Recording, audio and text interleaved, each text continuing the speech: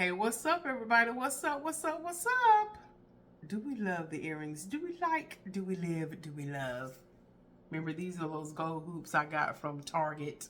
As Fumi would say, do you like? Do you live? Do you love? We love. We love. Anyway, y'all, I wanted to talk to y'all real quick about say what you mean and mean what you say.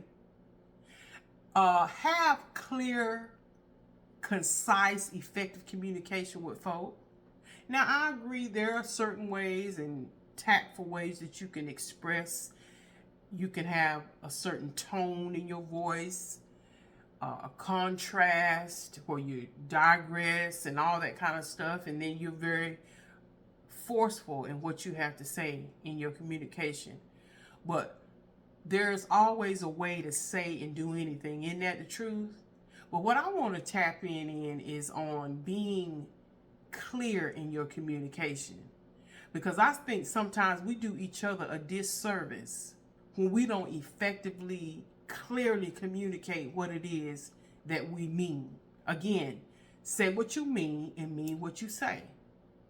As an example, if you're a type person where, you hear that term, you don't have any bedside manner, or doctors or somebody in a particular profession, they don't have any bedside manners. And I get how that can rub you raw and rub you a certain kind of way. But in life, in general, sometimes your approach to a lot of situations need to be that way.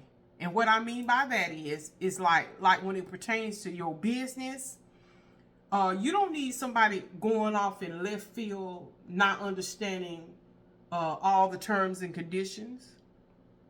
When it comes to your children, you may have to say something to one child a certain way and say something to the same exact thing to another child in a whole totally different tone because of that child. And it's no different with dealing with people in our lives. But for the most part, as I get older and as I mature, I'm going to tell you something. I really don't have time to be mincing hairs and splitting hair. No, I'm going to tell you exactly what it is. And I know how to be tactful.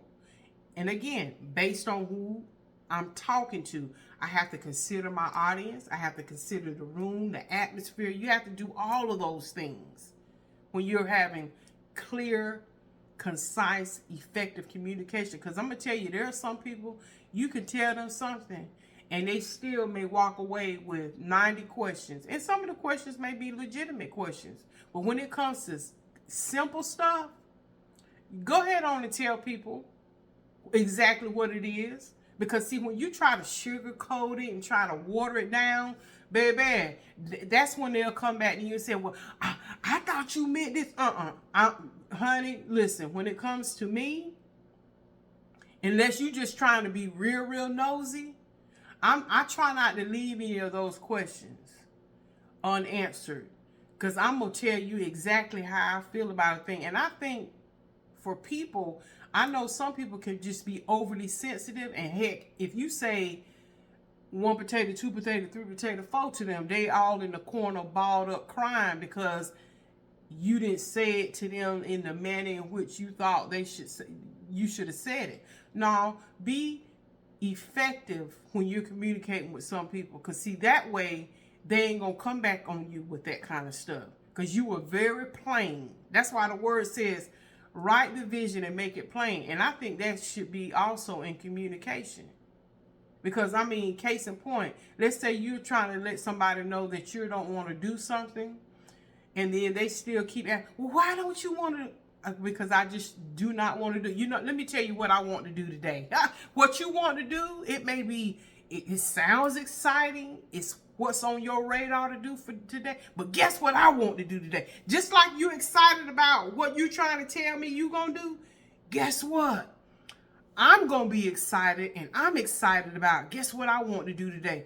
I don't want to do nothing but lay over there on that couch all day long. Isn't that awesome? Just like you all excitable about that. Or just like, people who try to say, Well, you don't know nothing about that because you don't have folks. You ain't got to worry about folks running in and up out of your house. And I'm thinking, okay, well, am I supposed to?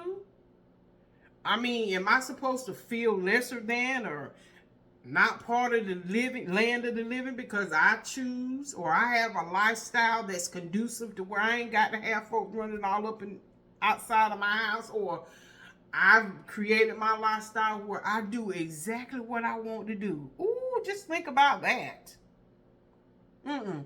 So now when you're dealing with people, even when you're talking about your business, whether it be personal or actual business, people handling their business, or as the young folk, the new term is standing on business. Yeah, you have to be clear and concise with some folk, because if you don't, honey, they'll try to twist what you say 90 different ways from Sunday, won't they? So as I get older, I'm telling you, I really don't have time for you to be sitting there trying to, well, what does she mean by I'm gonna let you know. Nope. I'm not. That's something I'm not going to do. No, you don't have any driver's license. Nope, sorry, love you, but you can't drive my car. See, there are just certain things that you just have to be very clear about with folks. Oh, no, I'll do what I can to help you financially, but no, you can't move into my house. You know, you would have to be like really down and out. You down. You can't walk. You can't see. You can't feel. Yeah. It would have to be something like that. What again? There are just certain things that you just have to be clear with people, and they're gonna have to just understand. And I'm not saying for you to say it ugly, but you have to be, again, very upfront and let people know.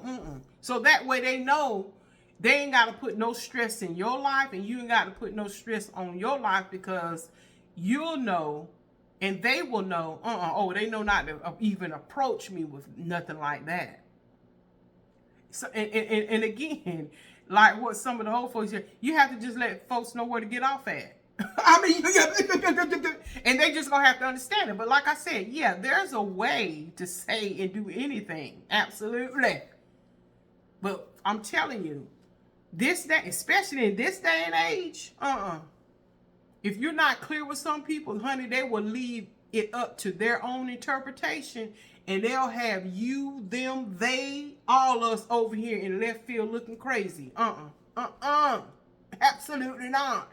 So like I said, I am learning and learned and continuing to learn. You have to be clear, and especially when you're dealing with people with money. Oh, honey, there should be no ambiguity in there at all. When it comes to, again, standing on business and take care of your business, don't, especially if you walk away with a question, and this is on the receiving end. If you're a person that's receiving communication or information from somebody and you're not quite sure, don't walk away and speculate and put a whole bunch of periods and crossing of the T's and dotting of the I's where you think they should go. You better go back and ask questions. See, a lot of people are afraid to ask questions. And guess what? Asking questions is part of good, effective, concise communications as well. I'm being serious, because I'm telling you, it's, that's part of your problem and your fault, is that you walked away because you wanted everybody to think you absorbed everything they told you, and you walked away with 900 different questions, and you didn't even stop and say, whoa.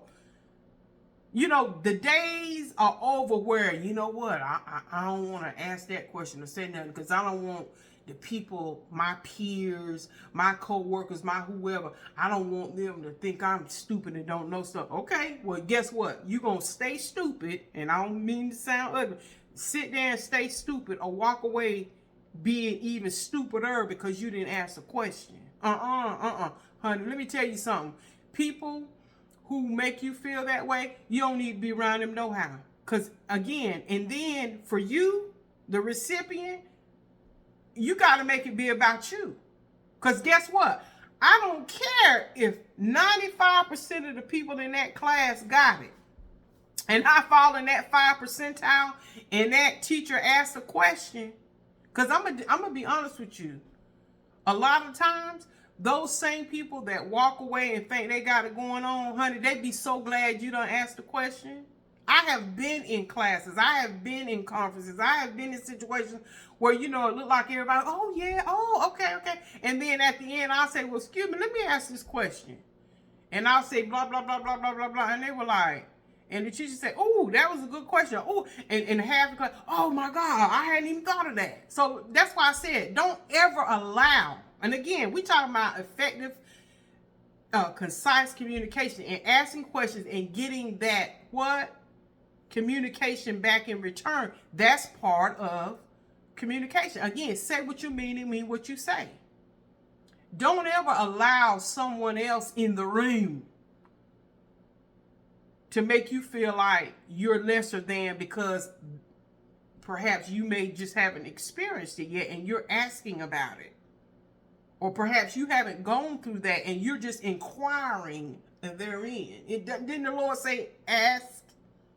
Knock, seek. Did he say to do all of that? That ain't just in the spiritual things. That's in things concerning your everyday life. Don't be afraid to ask a question. When you specifically know you need an answer to a particular question, because that's part of communication, you better ask the question. And I think that's what happens too in a lot of relationships, in any type of relationship, no matter what it is. If you are walking away, and this is, again, the important thing about communication, it's a two-way street. And sometimes it can be a 8-lane highway, can't it? Can't it? Communication can sometimes be a two-way street or an 8-lane highway, honey. It just depends on what lane you're on. Because sometimes the person on lane number 1 don't quite understand what's going on over there in lane number 7, number 8. But eventually that person in lane number 1 is going to have to venture or merge over there in lane number 7 or 8. And they need to know what all the terms and conditions they're in. I'm just telling you. So part of that effective communication, say what you mean and mean what you say. Because if you say something to me, then I might walk away with a question, and I might have to come back and say, okay, you got to qualify what you mean by what you just said. And if I need to ask a question as part of that communication, oh, yes, sir, yes, ma'am, I got to be able to ask that question without feeling belittled, lesser than, because you ain't gone through. Why come you don't know that? Because I just don't. That's why I'm asking. So again, part of that effective communication, being concise as the recipient that's getting the information, and then again for the person that's giving the information, giving, the dialogue or starting the dialogue with somebody.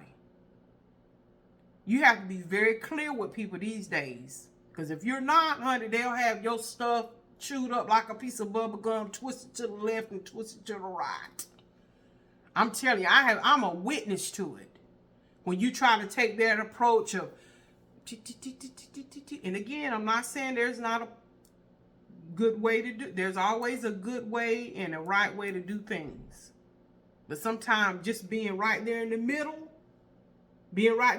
can be a safe spot too. Because if you try to be too, they're going to miss it. If you try to be too harsh, they're going to miss it. Get right there in the middle. Find your median. Find your middle ground. And be able to communicate that thing. Say what you mean and mean what you say. And do understand in that communication, there are going to be some questions. And that's the other thing about communication. Be able to quantify what you're saying if your question is asked. Sometimes not always about, I ain't trying to hear that. They don't need to know. No, sometimes they do need to know all the variables so that they can make a good, clear-cut decision based on what you're telling them. Ain't nothing worse than a person that holds back information that you know is pertinent to a person making the decision. You trying to play games and test them and test their critical thinking. No, stop playing games with people and go ahead on and put it on out there, as Joe Madison, the late Joe Madison, you said, put it out there where the goats can get. Stop playing games with people. Go ahead on and let them know all the variables, especially if you need their help. Here it is, they need your help, but you didn't tell them that you cussed the folks out. That's why they kicked you out. But all you said that you needed to do was this part. But you didn't tell them how you done cuss the folk out. And now I can't even help you. You want me to go in lieu of you. You want me to, stand totally, you want me to co-sign. But what am I co-signing?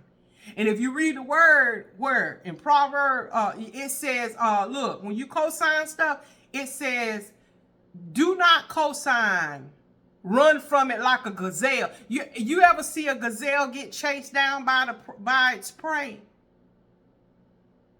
Yeah. Or did I say that right? Or have you ever seen a gazelle being chased?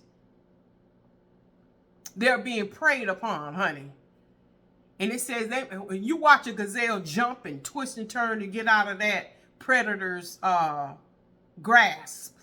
That's what the word says about co-signing stuff. Oh, come on here. What I'm here to tell you today. It says run from that. So that's why it's so important that, you let people know. Because sometimes, like I said, if you don't read them terms and conditions, again, that's the importance of clear-cut communication. And again,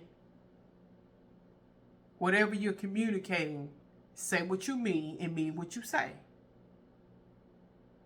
All right, that's all I had to talk to y'all about today. That was just on me, y'all. I'm telling you, people get themselves all jacked up because of what? Miscommunication.